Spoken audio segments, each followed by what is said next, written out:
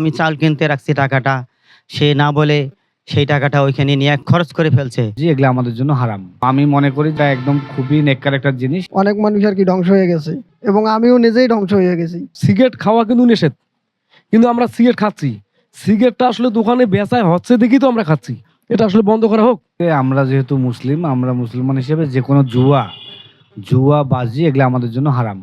তো সর্বোপরি কথা হচ্ছে জুয়া, তারপরেও যেটা কথা যে অনলাইন জুয়া, যে ক্যাসিনো বা এটা সেটা আনসিন যে কোনো বাজি হচ্ছে ফেক।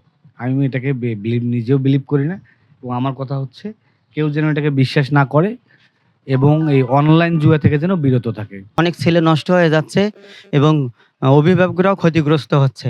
আমি আমার দোকানে মাল উঠানোর জন্য কিছু পয়সা রাখছি এক জায়গায়। আমার ছেলে ওইখান থেকে না বলে নিয়ে সেটা নষ্ট করে ফেলছে।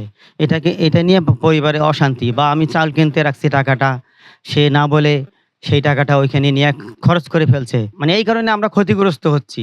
তো আমি চাচ্ছি, আবেদন করতেছি এই সরকারের কাছে যেন একদম টোটাল এটা যেন বন্ধ হয়ে যায়। এই অনলাইন জুয়া খেলে অনেক মানুষ আর কি ধ্বংস হয়ে গেছে এবং আমিও নিজেই ধ্বংস হয়ে গেছি। প্রতিদিন কাজ করছি আর 1000 টাকা ভরাইছি, বাবা মাকেও পর্যন্ত কিছু দিতে পারিনি। এটা ভাই উচিত যে এই ক্যাসিনো জুয়াটা যদি বন্ধ করে দেওয়া হয়, দিলে ভালো হবে। এই ক্যাসিনোটার থেকে দেখেন অনেক লোকজন, অনেক ছেলে পেলে কিন্তু ধ্বংসর দিকে। একটা জিনিস দেখেন যে আপনার এখানে দোকানে দেখুন সিগারেট খাওয়া কিন্তু নিষেধ, কিন্তু আমরা সিগারেট খাচ্ছি। সিগারেটটা আসলে দোকানে বেচায় হচ্ছে দেখি তো আমরা খাচ্ছি। তো বিষয়টা এরকম যে খেলাটা যদি না চলতো তাহলে কিন্তু মানে খেলাটা যদি না দিত মোবাইলে, তাহলে আমরা কিন্তু অনেকে কিন্তু খেলাইতাম না।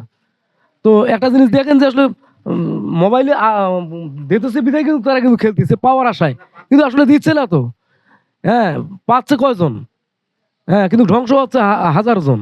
তো আমি মনে করি যে আসলে এটা বন্ধ করার দরকার। আমি মনে করি যে অনলাইন জুয়া এটা একদম খুবই নেককার একটা জিনিস, যে করবে মানুষ ধ্বংস হয়ে যাবে। তো আমি সবার উদ্দেশ্যে যেটা বলতে চাই সেটা হচ্ছে যে জুয়া থেকে সকলে বিরত থাকবেন। এমনি ইসলামিক দৃষ্টিকোণ থেকেও আমাদের জুয়া চলে না, তারপরে অনলাইন জুয়া তো একেবারে এটা ফেক।